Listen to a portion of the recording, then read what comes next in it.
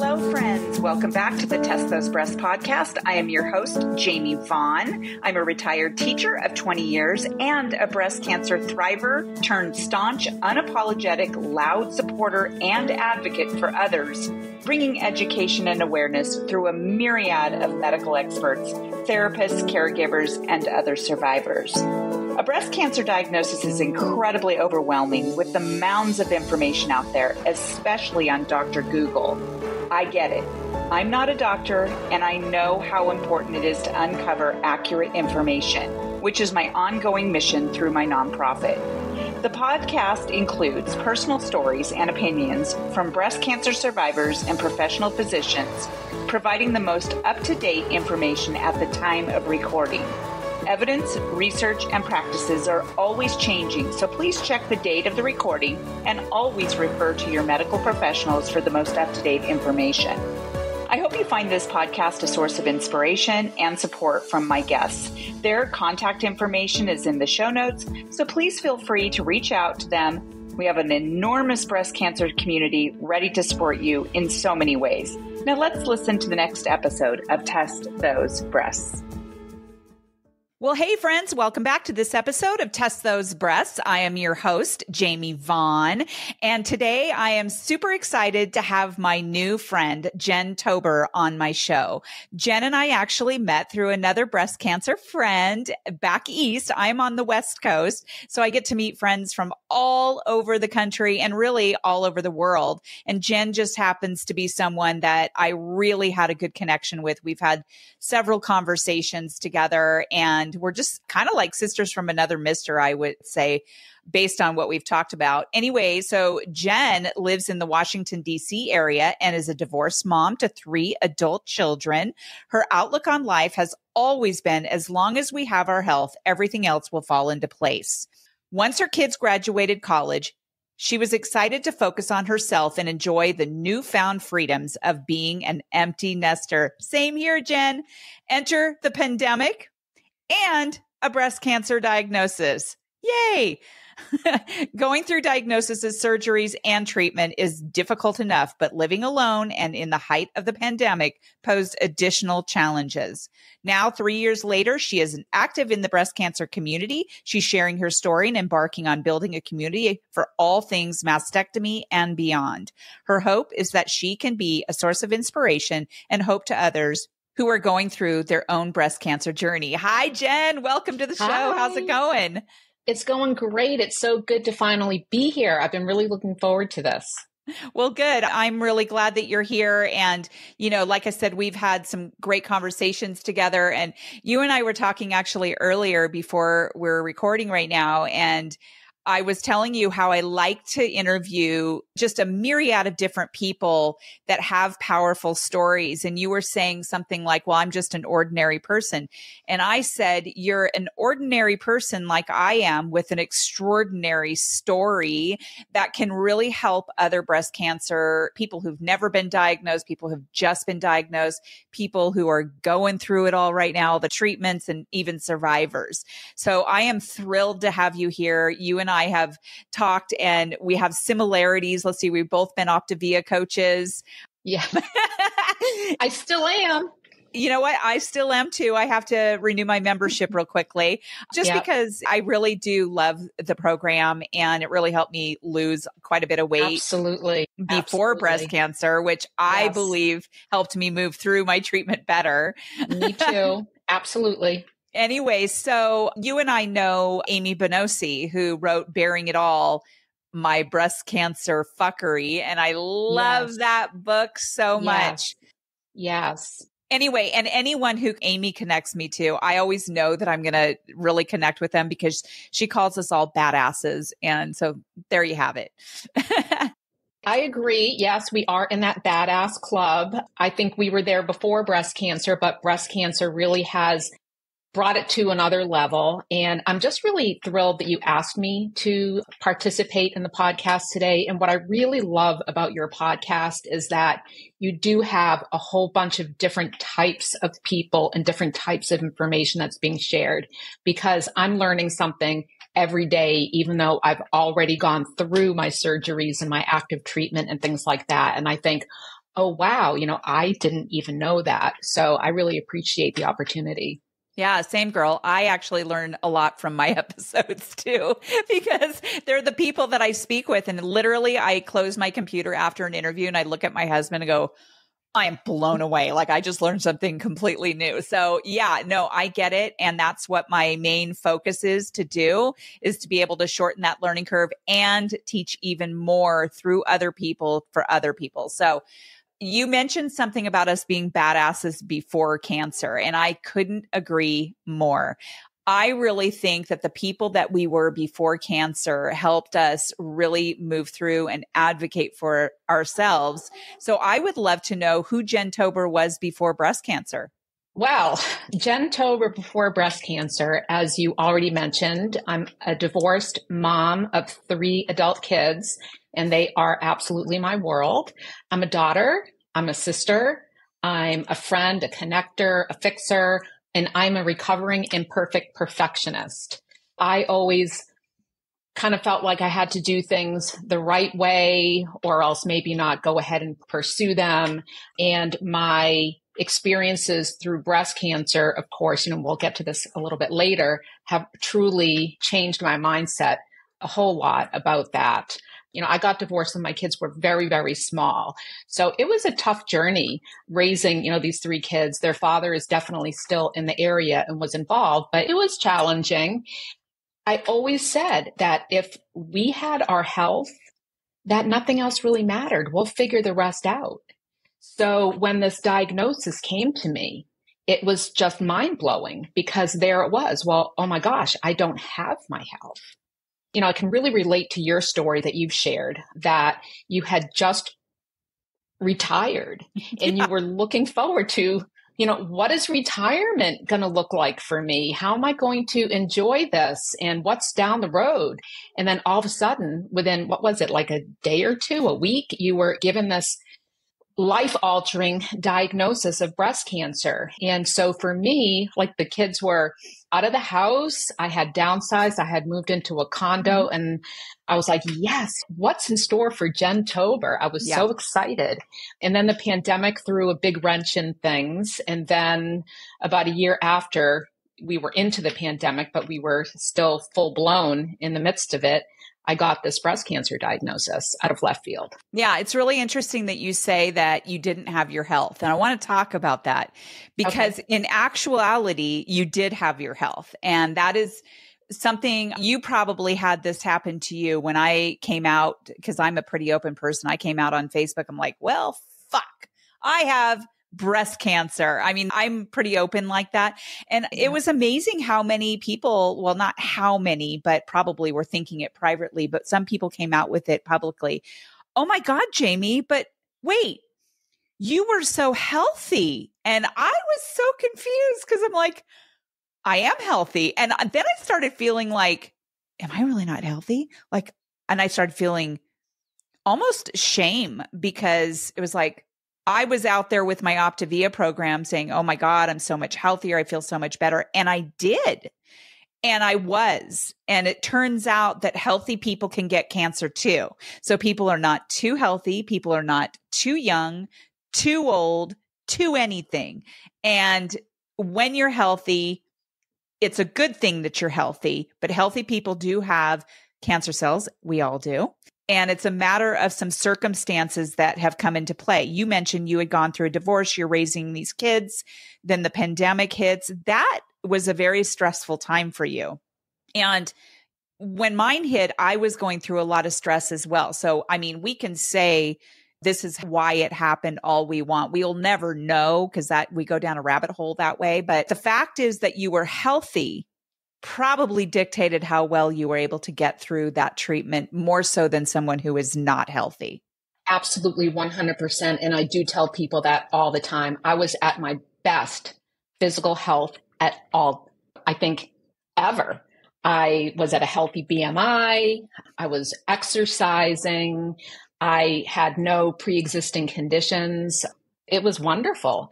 And yes, we do need to kind of differentiate or explain that just because you have cancer doesn't mean that you're not healthy. But when I realized, yes, I was healthy, but the breast cancer diagnosis does not discriminate, apparently, Yep. and it can find its way into an extremely healthy body, but it does threaten your health. And it does threaten, you feel the sense of, oh my gosh, is this going to be it? Yeah. How bad is this going to be? Because we don't have all those answers right away. We're slowly getting these little bits and pieces of information. And I'll tell you, one of the best bits of advice that an extremely close girlfriend of mine, who also happened to be my oncology nurse, and she was my best friend since college, before she was my oncology nurse, the first thing she said to me is she said, Jen, I just want you to know that things can change. And most likely things are going to change as you start heading out on this journey of yours. So just be prepared for that. It's not all negative changes. Some of it is really great, progress changes that you weren't expecting, but there is change. So it can be sort of this up and down kind of a thing. Yeah. Yeah. Yeah, I definitely can relate to that. So you were diagnosed. Talk to us a little bit about what your diagnosis was specifically and what your treatments were, and then even into your surgery. Yeah, sure. So as I mentioned, I was perfectly healthy. And even during the pandemic, I always went to my well visits, never skipped one, dentists, doctors, everything. I just really kept up with it. And I went in for my annual well woman visit, and part of the exam, as you know, is they do the breast examination. And my gynecologist, right away, she says, "Ooh, what are these lumps?" And I was like, what? And I will be perfectly honest, I did not routinely do the self breast exams. The reason I didn't is because I have highly dense breasts, which I feel like everybody is told. It's just seems really kind of par for the course for a lot of women. And every little thing I would feel, I got nervous. And the whole point of those breast exams truly is just to get to know your body. Yeah. Because you are going to feel little imperfections. You are going to feel little things. But that way you get to know your body so that when you actually feel something that's different, you can then question it. So anyway, she then said to me, I want you to get a diagnostic mammo. And I said, all right. I was concerned, but I wasn't completely freaked out yet. It really hadn't set in. So she's the one that actually discovered the lump. It most likely would have been detected in my regular mammogram that I was going to, it was time to schedule it anyway. But we just found it, I guess, a little bit sooner, I guess. So basically, after, I had the diagnostic mammogram, and on the same day I had the ultrasound, and on that same day we had to schedule 2 different types of biopsies because they found 3 areas of cancer in my left breast. Just to remind you, because I told you, but obviously nobody else knows this, I tested negative for the BRCA mutation. Okay. So it is not something that I was predestined to in some way. And we had no family history of breast cancer. So it was pretty scary. So one area in my breast was DCIS, and it was stage 0. So it was just sort of like a pre-cancer kind of thing. But they did find 2 masses of IDC, it was poorly differentiated invasive ductal carcinoma, which is a big scary word for actually a big scary thing. So it was kind of fitting. And after more tests, I was placed at grade 3, which is the highest of the grades, which you really don't want to be grade 3. You'd much rather be grade 1. I was put at stage 2 because of the size of the tumors. It turned out I was hormone receptor positive, which meant that my tumors were growing off of the estrogen that was in my body. And I was 55 years old at the time. I didn't mention that yet. And I was already postmenopausal. But even so, these tumors were growing very nicely off of estrogen that was in my body. I was HER2 negative, and I was told by the tests that were run that my lymph nodes were clear. So I was very excited about that because I thought there was going to be a good chance for chemo. Turns out during my surgery, which I'll get into in a minute, they did discover a 1.5 millimeter speck in my lymph nodes. So that changed the trajectory of my treatment. But it's so incredible that they're able to figure all that out while you're actually under anesthesia on the table. So it doesn't require, for me, it didn't require an additional surgery, which was a relief. Then the oncotype score, which, comes back post-surgery, which really dictates the need for chemo. I came back a little high. My onco score was 31, and anything over a 26, it's recommended chemotherapy as a course of action. They had anticipated it would be needed, but that really kind of solidified it. So it was recommended that I have one breast removed because of the 3 areas. The breast surgeon told me that I would not be happy with the cosmetic outcome if they went in and did 3 lumpectomies in one breast. At that point, I got all these. She really talked to me and gave me statistics, and she said that it really wouldn't be any benefit to remove the right breast as well in terms of this particular cancer migrating over to the other breast somehow.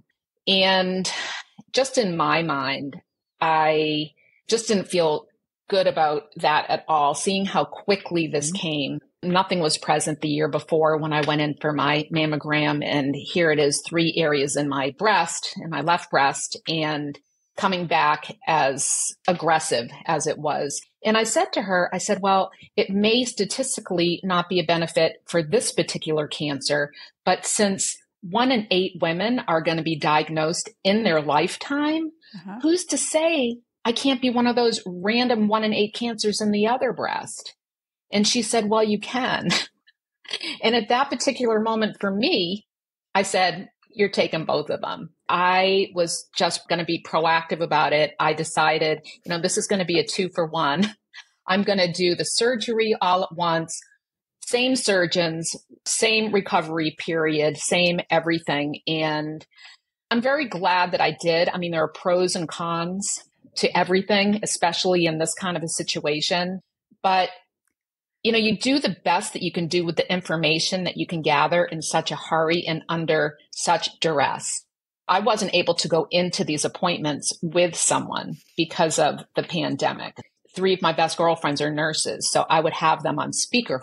I would conference them into these meetings, and you just make the best decisions that you can. But I'm grateful because for me, I wouldn't want to have to go in and get a mammogram every 6 months or every year, whatever it be now that I do have a cancer history. So I'm glad I don't have to do that. I'm glad you had those nurse friends. I'm glad you were able to at least conference them in because that's scary. They were amazing, amazing. When I was first diagnosed, it was like I'd gotten struck by a harpoon. I was curled up in fetal position in bed for days. I was numb. And one of them came over, and she was the one that called my kids. She was the one that called my mom and told her, because I was listening in, but I was just in shock. I was in shock and fear. And it's, as you know, it's debilitating. It's the worst feeling. So my surgery got set up pretty fast for the bilateral mastectomy. And after that, I had 5 months of very intense chemotherapy, 4 dose dense or dense dose. It's one of those 2 of the ACT chemo, which is that infamous red devil. Red devil. There is a very good reason why it's called the red devil. It is a bitch. Physically, mentally, emotionally, it was horrible. And usually they give it every 3 weeks, so you have time to recover in between. And I was hit every 2 weeks. It was pretty wild. And then after that, I had 12 weekly rounds of Taxol. And so pushed through that without delay. Like, I didn't have any setbacks whatsoever as I was going through this. And I do attribute that to being in good physical shape going into the treatment. I totally give all that credit there. And then I did have the radiation following the chemotherapy. I had a few weeks off, and then it was 25 rounds of radiation, 5 days a week for 5 weeks. So finished all that up by, I was diagnosed April of 21, and I finished all my active treatments the very end, like basically December 30th of 21. It was a lot. Yeah, that's a lot. Yeah. It's interesting because I interviewed a radiologist. Well, she works in the mammography field and radiology. And she was talking about how there's actually radiation out there where it's like a one and done. There are options out there, not in every community, but to be able to do way less radiation than what most of my friends and people that I've met have done.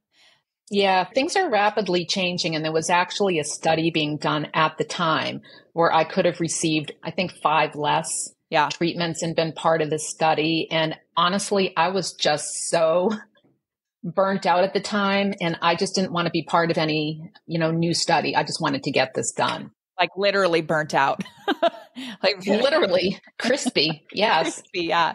Yeah, I was very crispy. Yeah, it's amazing what you have to go through to get through the whole craziness. And I definitely know that overwhelming fetal position, I'm so scared feeling. And I just really want to be able to support people that are diagnosed now or will be so that they can understand. And I was lucky because I had some friends and people who just sort of came out of the woodwork to help me through it. And friendship is very important. You mentioned that you have your 3 nurse friends. You had something else that I found really intriguing, and you did a great post on Instagram the other day that featured Lenny Kravitz. Oh, can you walk us? Oh my God. How long do we have on this podcast? I can talk about Lenny Kravitz for hours. Yeah. I just want to know where all that came from. Yeah. And tell us the story. Yeah. All right. It's a fun story, I will have to say. And when I finally had my surgery date scheduled for the bilateral mastectomy, it was on May 26th, just the random date that I was given. But all my friends know that I'm a huge Lenny Kravitz fan. Love his music, love his vibe, love his message that he throws out there and what he represents. And so I was making this joke because, you have, for me, I have to find some levity even in the worst of circumstance, because that's just how I roll. That's how I get through things. So I started this joke with my girlfriends and I said, yeah, well, Lenny's going to be so bummed because I had to cancel our plans to celebrate his birthday together. He was really kind of bummed, but, I'm a little bit busy. So, we'll just have to celebrate some other time. So that was sort of the running joke. When I was at the hospital, literally under the knife, and my surgery was an outpatient procedure. That's a whole other topic, which I'm sure we're not going to get into today. But that should be against the law. Absolutely. I went into the hospital, and having your breast removed is a full-blown amputation. Then at the end of the day, they sort of wind you up, spin you around, and push you in the wheelchair out the door. And they say, have a nice life. It's like, oh, geez. So I obviously had covered my bases, and I had one of these nurse friends of mine staying with me for the first 48 hours. And then my kids were staying with me after. So I was not alone for that first week. But getting back to my story, when I was having the surgery, one of my girlfriends snuck into my place and she put a Lenny Kravitz cutout, like those big, almost life-size cutouts. And she placed it by the foot of my bed with a card. So when I came in, later that day after one of the most horrible, crazy, fucked up kind of days, and I am on drugs and painkillers, and I'm being led into the house. And I had, a few girlfriends there, one of my sons, and I said, who's in my bedroom? And I walked in, standing by my bed was Lenny Kravitz. So we were dying. We were absolutely dying. And then we wound up having like this insane photo shoot with me with this cutout. And yes, some of those pictures are highlighted, from the day of the surgery in that reel on Instagram. A lot of those pictures are not in that reel because they were just too insane, too crazy, only things that girlfriends will do. But it was just a bunch of laughter. It was levity. It was laughter. I felt all the love from my girlfriends. And so I decided that I was going to, I didn't decide right then and there, but, a few days later, I decided, I'm going to take this cutout on my journey with me and just kind of like take pictures along the way, because why not? So I took it with me as I was getting my hair buzzed. I took it with me to my last chemo appointment, to radiation. I wound up getting tattoos afterwards, which we'll get into discussing, decorative breast tattoos. I took him along the whole journey. So this reel kind of puts that all together, and I share it for many different reasons. But the biggest reason is I'm really proud of all that I've come through, all that I've gone through and where I am now. And I want to show other people who are going through a similar journey that you're going to get through this. It's going to be okay. You're going to get through. And seeing all that I went through and how I'm now on the, in a different place, in survivorship, in thrivership, in alivership. I think it's important for people to see that. I do too. And that's why, I always ask people, what is your survivorship like? Like, how do you support breast cancer, people who've just been diagnosed, or maybe caregivers and anyone? How do you support them in your survivorship? It's really interesting. It's something for me, supporting other people has become, it's just something that I kind of naturally fell into, because I've always enjoyed, helping people just in any way that I can get through tough times. And I wound up, a lot of my friends are connecting me with other people who are newly diagnosed so that I can talk to them, answer questions. If they would like advice, I can advise them. Obviously, whatever they decide to do has got to be, whatever decisions they make have to align with their life. So I am never going to profess what somebody should do or should not do. I kind of will lay it out from what I know with my experience and what I've learned, because knowledge truly is power. Mm-hmm. And you don't know what you don't know. There are certain things that I never would have considered, certain questions that I didn't know to ask. I just think that the more we talk about it, the more we can support each other, the better people are going to be going through this. Yeah, I totally agree. You and I were also talking about, well, first of all, I was told at the very beginning that this was the sisterhood of all sisterhoods, and it just is. I mean, it's insane how many people out there who are like us, that we really want to support people and for the right reasons. And I like that you're such a down-to-earth, genuine person who people can connect others to you. And I get a lot of people connecting me to other cancer patients or people who've just been diagnosed as well.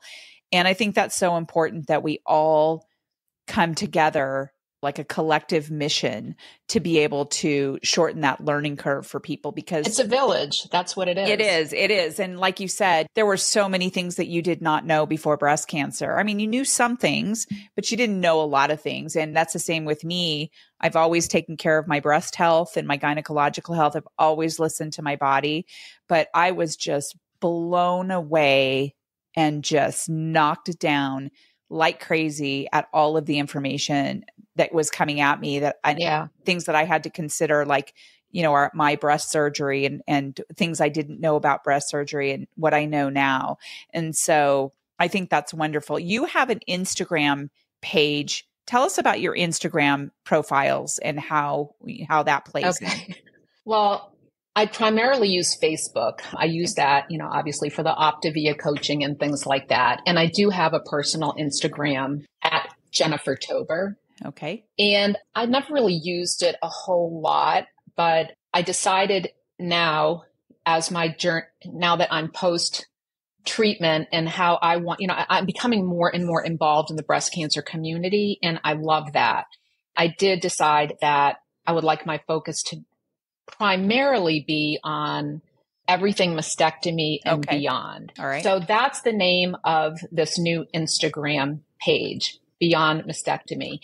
It's really in its infancy. I think I have like 15 followers and I've only made a couple posts. That's okay. So, it'll organically grow, I promise. So it's at its infancy. So maybe, when we do another podcast a year or two down the road, we'll see how many thousands of followers and how big this has become. But I think it's really important. What I would like to do is help other women feel and look their best post mastectomy, because I truly believe that the scars we wear and the wear and tear on our bodies after going through the surgeries really tell a story. It tells a story of strength and perseverance. And I really feel badly for the women who are ashamed of what their body looks like. Now, granted, there are better surgeons than others. People have different resources than others. So some of the post-mastectomy appearance is a little easier to accept than some of the others. But there are certain things that you can do if you wish to take your power back, to define your own beauty, not necessarily to try to go back to what you were before, but how can you redefine yourself going forward?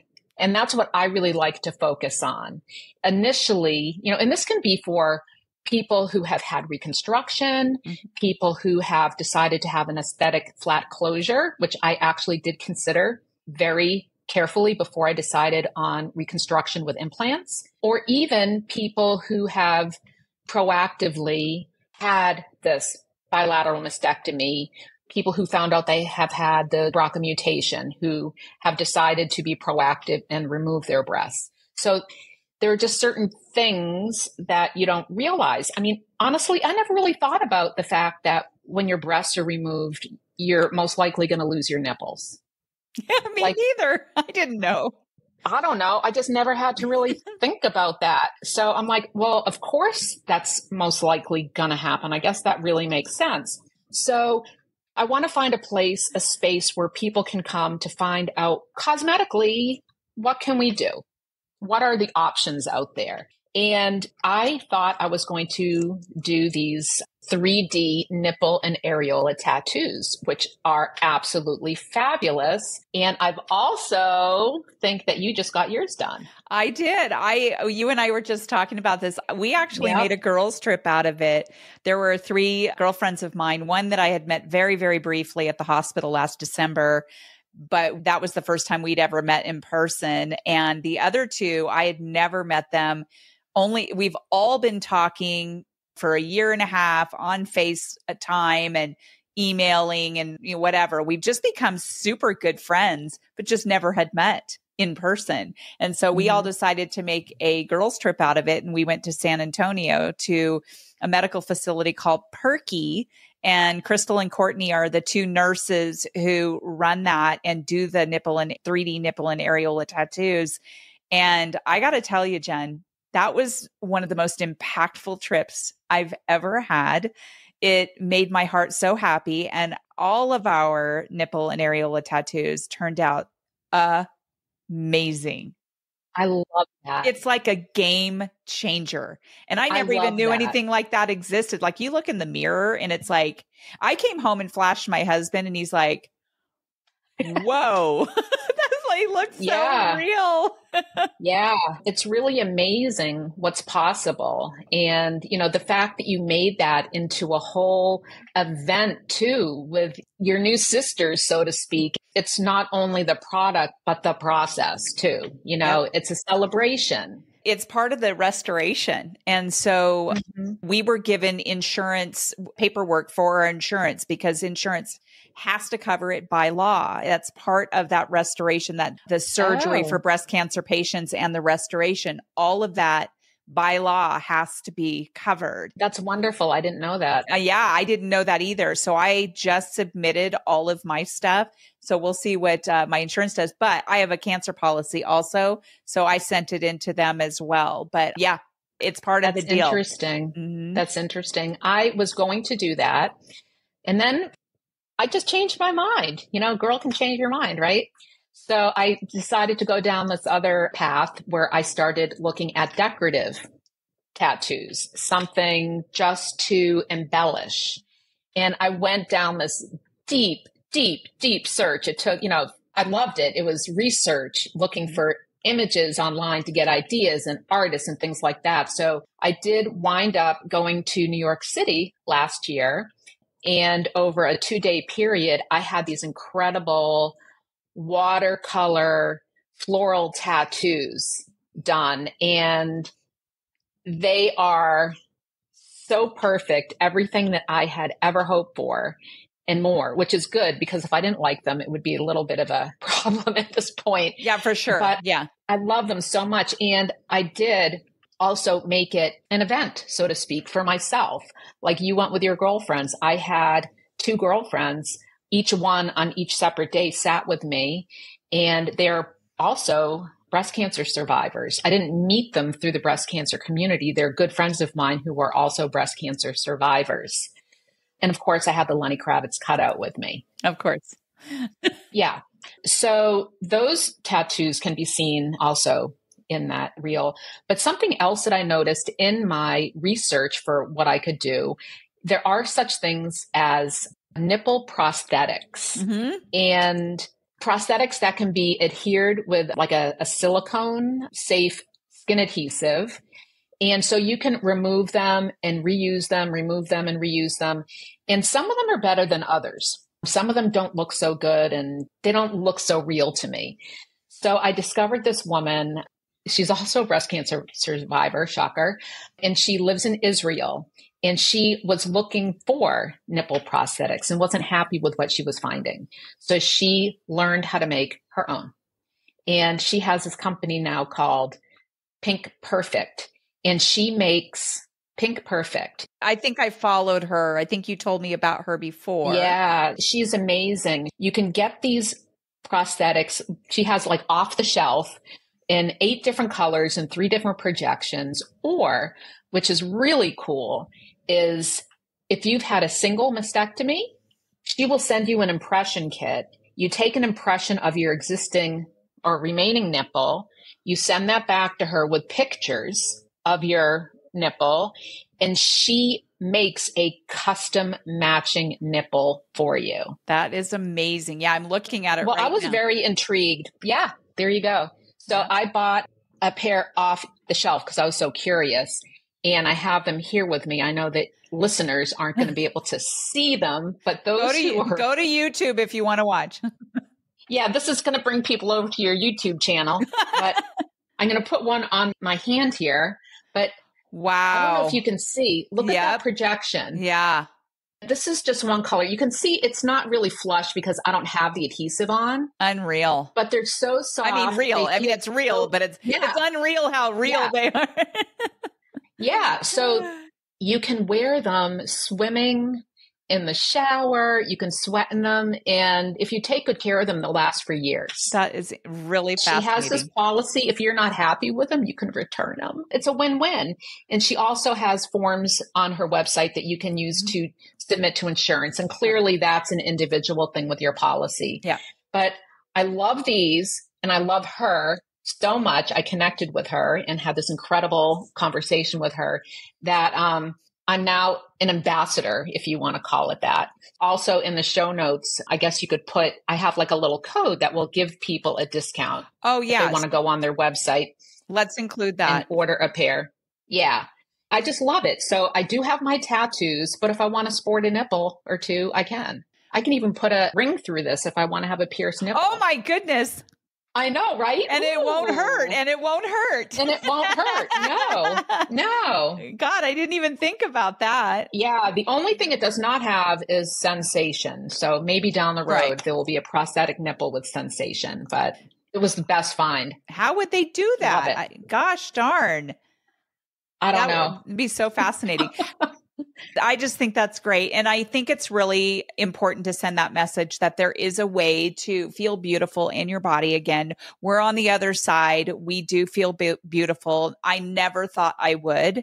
I was so horrified when I found out I had to have a mastectomy. Would I do it over again? No, I would rather not. But at the same time, I have been able to move through this craziness to where I am right now and getting to talk to folks like you and connecting and helping and supporting. But I will say, without a doubt, I feel really good in my own skin. And even if I didn't have the nipple tattoos, I still already felt okay. You know, we do feel different. when you first showed me your artwork on your breasts, I was just so amazed at how beautiful it looks because man, that just gives you so much power. And like you said, taking that power back, taking that power back. Yeah. Yeah. No, I appreciate that. When I tell people what I've done, they're like, oh, wow, that's cool. And then when I show them, they're like, oh, wow, I didn't know you meant that. It's tasteful. It's nice. It's art. It is. It's art on my body. So there's nothing sexual. It's just beautiful art. And when I look in the mirror, I'm like, I love it. It's hard to keep my shirt on. I just want to walk out my front door without my shirt on and be like, hey. I do have to tell you one funny thing. I was putting this link in that document so I don't forget for the prosthetics. It was really funny because I think it was like the morning after or the night of, I can't remember what it was, that we got our tattoos. We were back at the Airbnb and one of my friends, Kim, we were just used to showing each other our breasts because we wanted to see how we were healing and all of that. 3 of us had the same surgeon and the other person had her surgery at Center for Restorative Breast Surgery, at least part of it. But she came out and she had her hands over her breasts when she came out to the living room and she realized, she goes, you guys, I'm covering up my breasts as if I'm modest. Like she goes, that's not something I've done in a really long time, but because I have these nipples, I'm covering it up. I just realized that. That's wild. It was really wild. Yeah. It was like, wow.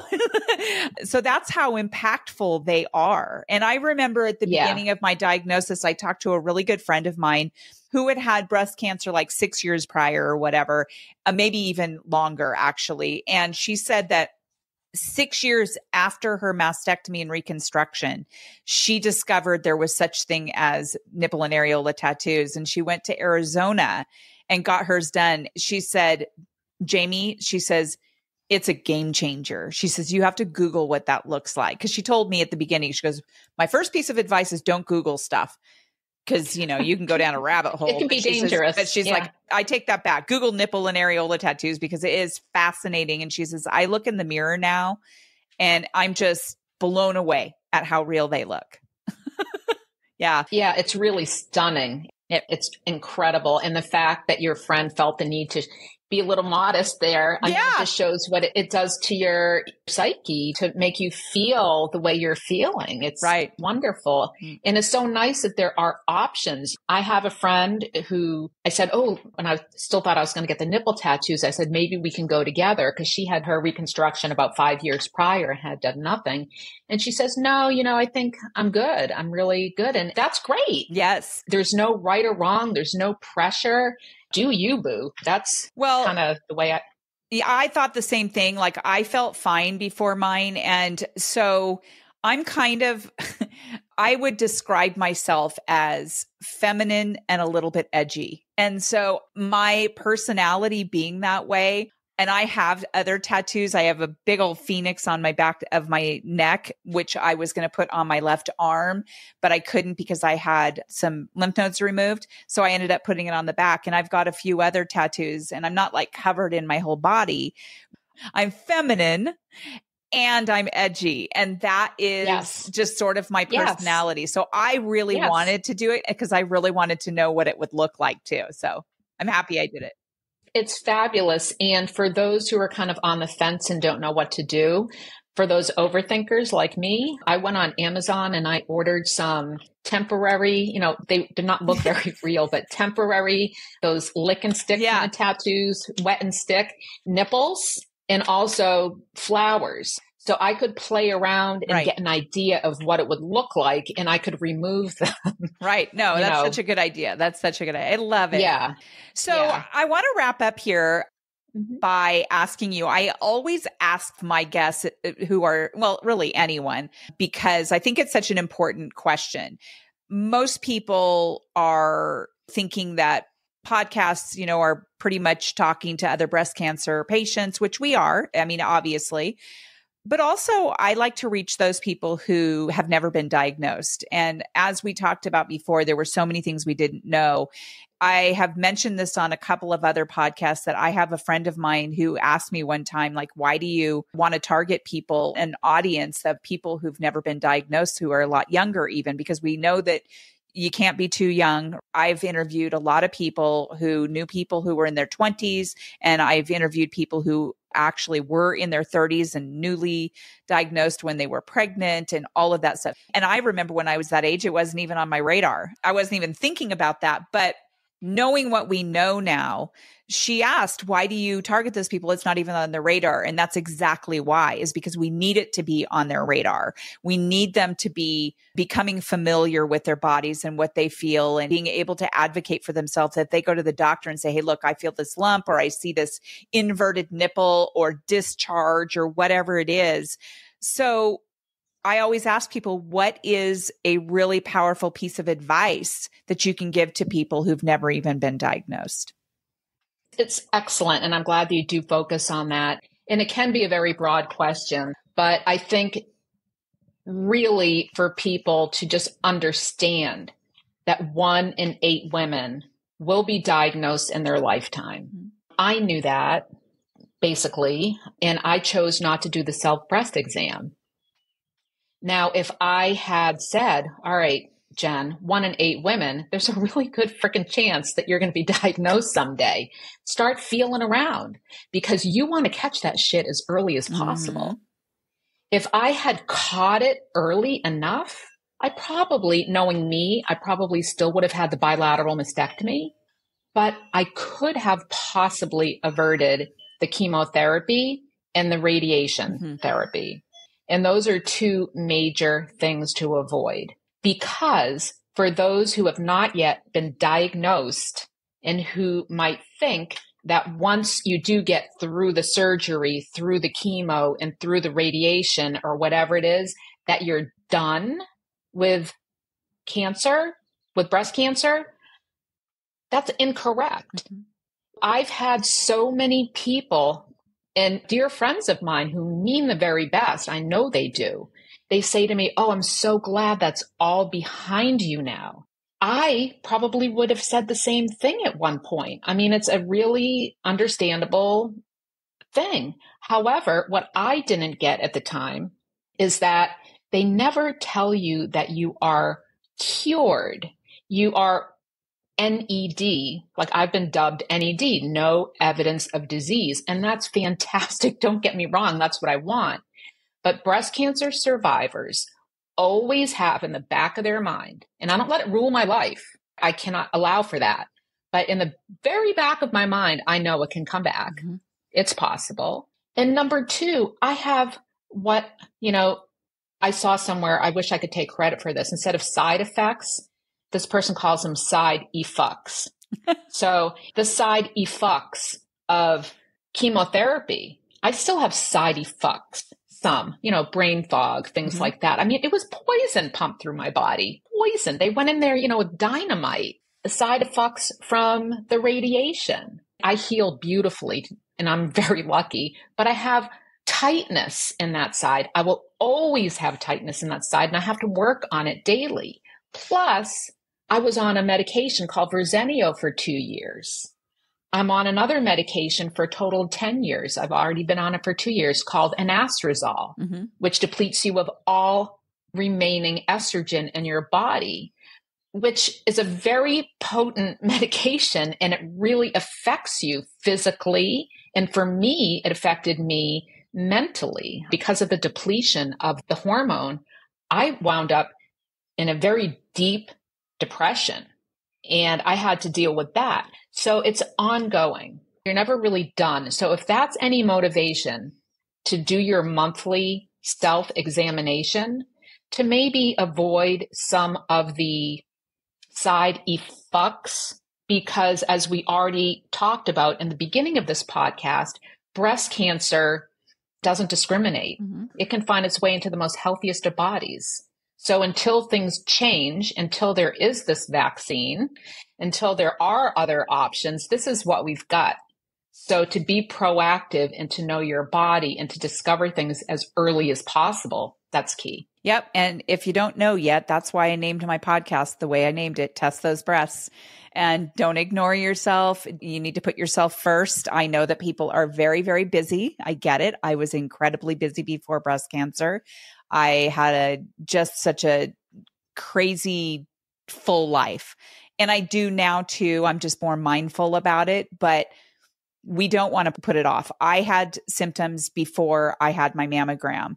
Had I gone in earlier that spring, I may have been able to catch it a little sooner. It was, stage 2 by the time I discovered it. The year before, they hadn't detected anything, but mine was aggressive. I did feel burning sensations. I felt zingers.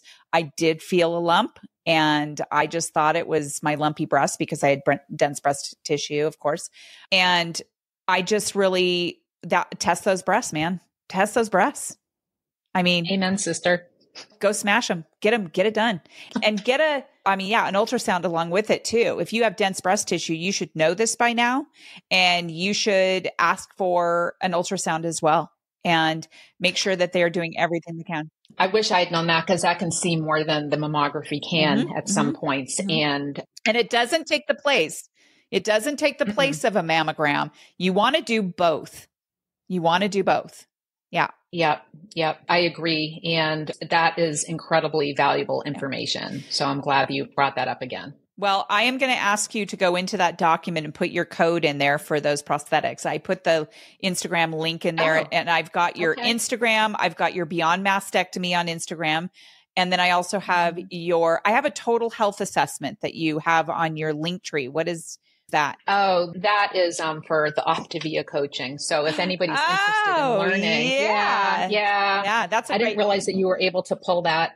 So that's, people are interested. Sure. It's just a little health assessment and a way to get in touch with me, and, no pressure. Like I said, knowledge is power. Explore a little bit together and see if it can be helpful for you. It's such a great program. And I am renewing my membership. So I'm always there to coach people. And I still have clients who are on the program and things like that. Well, Jen, this has been such an amazing conversation. I really appreciate your being on with me today. And I feel that we have a lot of collaboration to do. I would love for you to be more involved in my nonprofit as it kind of starts getting out there. Would you like to leave us with anything before we disconnect? Oh gosh, my last words of wisdom here. Well, first of all, thank you as well for having me on. It was really special for me, and I would love to collaborate going forward. I guess just going forward, to just really be aware of your body. Like we've already said, speak up for what you need, what you want, what you feel you should be doing. And if you get information that doesn't sit right with you, go somewhere else and ask again. Trust your gut on a lot of things, because sometimes and very often you can be right. I love it. Well, thank you for those words of wisdom, and thank you for your extraordinary storytelling from an ordinary person who is just amazing to me. And I just love the fact that we have so many things in common that I'm just really happy. I'm happy to know you. We do. I'm happy to know you too. This is a wonderful connection. Thank you. You're so welcome. And to my audience, I really appreciate again for your joining us on this episode of Test Those Breasts. I would love it if you would subscribe on your favorite platform and rate and review this podcast. It definitely makes a huge difference. And we will see you next time on the next episode of Test Those Breasts. Bye for now. Friends, thank you so much for listening to this episode of Test Those Breasts. I hope you got some great, much needed information that will help you with your journey. As always, I am open to guests to add value to my show, and I'm also open to being a guest on other podcasts where I can add value. So please reach out if you'd like to collaborate. My contact information is in the show notes. And as a reminder, rating, reviewing, and sharing this podcast will truly help build a bigger audience all over the world. I thank you for your efforts. I look forward to sharing my next episode of Test Those Breasts.